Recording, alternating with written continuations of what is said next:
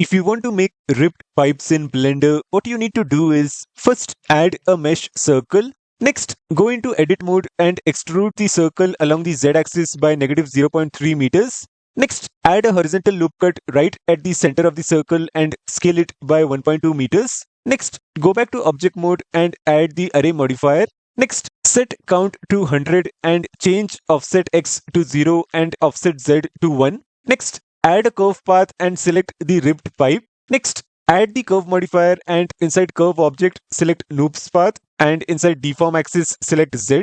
Finally, select the curve path, go into edit mode and shape the pipe according to your need. And that's it. This is how you can make ripped pipes in Blender.